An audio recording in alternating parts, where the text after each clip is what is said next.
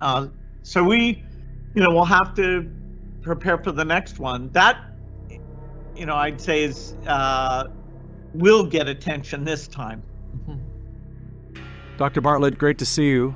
I got your text message and wanted to find out what's going on. On March 5th, I received an urgent call from a key doctor at the heart of the measles outbreak in West Texas. I caught the earliest flight to Lubbock, then drove an hour and a half west into the rural farmlands of Gaines County. The total population of Gaines County is recorded at approximately 23,000. However, this figure overlooks the 30,000 plus Mennonites who immigrated there in the 1970s. Contrary to common perception, this particular Mennonite community embraces many modern conveniences.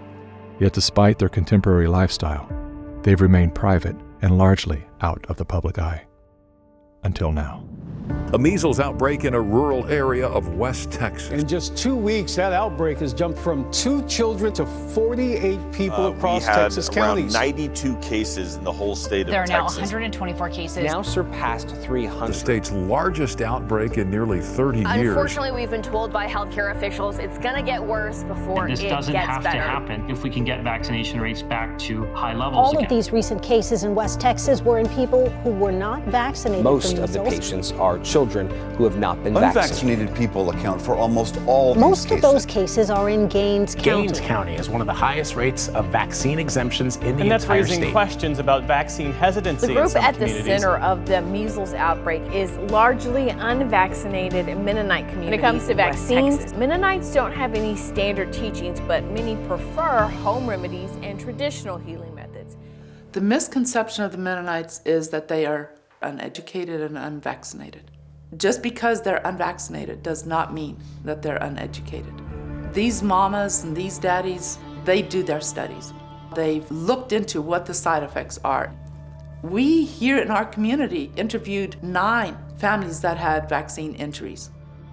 That creates that fear that no, we don't want that for our family. Through their deep faith in God and family, the Mennonites have preserved fundamental traditions that keep them in harmony with nature. But the reluctance to rely on synthetic drugs makes them a threat to the profiteers of Big Pharma. I think it's very interesting, the timing of all of this, like right after elections and everything. I'm not hearing of anybody else having the measles except the Mennonites. How can it be?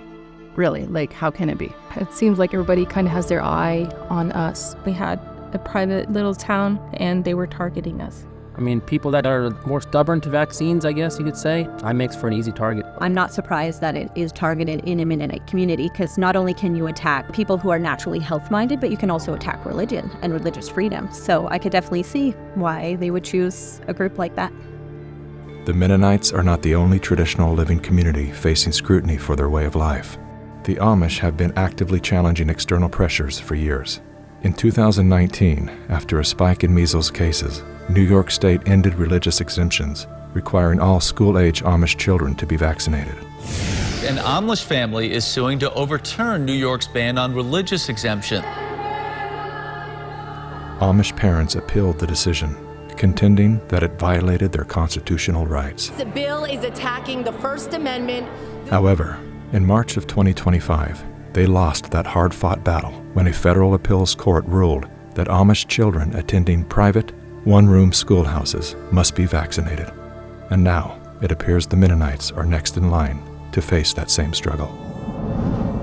And this week, an unvaccinated child in Lubbock died from the disease. First death from measles during a worsening outbreak. An unvaccinated child hospitalized with measles has died. The parents said their daughter Kaylee was 6 years old when she died on February 26th. The organization that interviewed them and posted that interview online is extremely anti-vaccine, and the parents still are too. I just noticed one morning that she was saying she was getting very tired, and I was just noticing her breathing wasn't normal. And that's when we just decided to go to the emergency and get it checked out. It wasn't anything bad, it just was something that I was concerned about.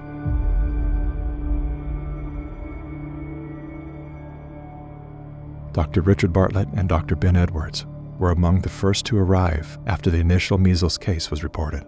Together, they treated nearly every infected Mennonite child and adult. The patient that was supposed to be the first reported death of measles was not a death from measles. It was a death from atypical pneumonia. Unfortunately, a tragic error was committed, and that was the wrong antibiotic choice was made. And that's just the facts. It's clear in the record. That's what happened. And it's very, very unfortunate. Dr. Pierre Corey, thank you so much for your time. You were the one that investigated the child that the media says died of measles, and I wanted to get the truth from you on that. What I found was that she ended up having, and it was diagnosed as a mycoplasma pneumonia. And the 2 antibiotics that she was put on were inappropriate for the organism she had. Measles is essentially just a rash. It was one of the most common childhood illnesses. It's not lethal by any stretch of the imagination. Over 90% of kids with measles will suffer no complication, and the few that do, those complications are easily treatable. Measles is not that scary. Matter of fact, my 6-year-old who was the sickest, on day 4 of his rash, he was doing his schoolwork already. It was very mild on him. He had fever for a few days. He slept a lot through it. He had a very, very easy case. No high fevers at all. His skin was itchy, so that bothered him the most. After a rash broke out and started going away, I mean, his energy level was just back. That next morning, he was skip roping. You know, she was dealing with flu-like symptoms until the rash broke out. She was feeling pretty chipper by Monday. They had some coughing, they had the rash, of course, but it's all very manageable. We got through in about 3 weeks, and then we were done, and then full immunity. A second unvaccinated child has died of measles in West Texas. This time, it's an 8-year-old unvaccinated child. So just to be clear, this child once again did not die of measles. Absolutely not. This child died of an overwhelming, aggressive, highly resistant E. coli bacterial pneumonia. And this hospital, they used the same combination of antibiotics that they did on the first child who died. But that culture that came back showed that what was attacking and really just destroying her lungs was what's called a gram-negative bacteria. It's E. coli. It was abundant in her cultures, and it was highly resistant. A second child in Texas has died from measles. Why are Americans dying from measles in 2025? There's only 3 deaths from measles in 20 years. And they're all people with extreme complications. But there was no evidence they were sick beforehand. They got sick from the measles, right? Daisy Hildebrand, whose funeral I attended this week, was hospitalized 3 times from other illnesses. She had extreme tonsillectomy. She had mononucleosis that she could not kick. And then she got measles. She got over the measles, according to her parents. And according to the medical reports, I saw a report on it today, that the thing that killed her was not the measles, but it was a bacteriological infection. While all respiratory viruses can increase the risk of secondary bacterial pneumonia, according to the doctors treating these recent cases, there's something unusual with this strain of measles. In some children, a dangerous drop in oxygen saturation occurred within 2 weeks of infection. This took place independently of pneumonia and resembled the hypoxic episodes seen in a subset of COVID-19 patients. Some people that did go in to get tested, not only did they test positive for measles, but a lot of them tested positives for measles, COVID, and strep. I am hearing some people with the respiratory issue that it comes back.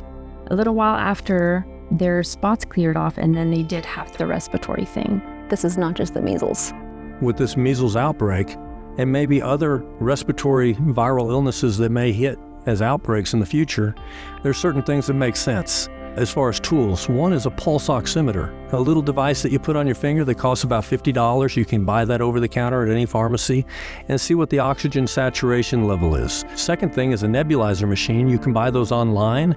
Prescription medicines that have helped would include budesonide nebulizer treatments, Zofran, which stops the nausea, clarithromycin antibiotic for a bacterial infection, whether it's bronchitis or pneumonia.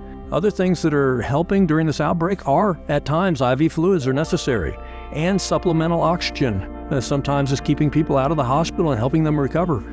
Doctors are stuck in this Darwinian evolutionary materialism reductionist model, and we've got to break through that. If love your neighbor is the standard that we operate by, we can get out of this. But if love your paycheck and love your title and love your position is your standard, we'll stay divided. And that's where we're at. We've got a fatal cancer in our, not just our medical culture, in our world. And it's this self-centeredness driven by fear instead of love your neighbor.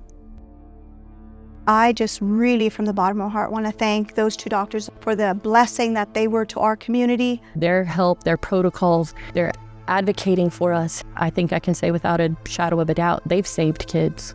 We're not given to fear. God has given us peace. The reporters that are shining the cameras in our faces and we get to tell them that Jesus loves them, that's probably been the highlight for me, is that we get to display our love to the world, and that's powerful. The Mennonite people are an amazing people. It's a story of resiliency. If you really go and listen to their story from the 1500s, moving because of persecution all over the world, and eventually to Canada, to Mexico, to Seminole, Texas. And this group is so resilient. They love God and they love their neighbor, they love each other, and they come together to help each other. This year marks 500 years since the Mennonites began in the Netherlands. The Mennonite communities have always been a little world in a bigger world. That's a beautiful way of thinking of the Mennonites. A little world in the bigger world. Love it. Though our time with the Mennonite community in West Texas was brief, we left with a deep respect for their way of life. A people who do not need the system are a threat to those who seek to control. Those who grow their own food cannot be starved. Those who heal themselves cannot be kept sick. Those who hold fast to their morals cannot be led astray. And so they endure the whispers, the scrutiny, the pressure to conform. But they do not bend. They persevere, quietly, against all odds. A witness to what is still possible for those who have not forgotten who they are. A living proof that the old way still holds power. And that those who honor them will once again lead the way.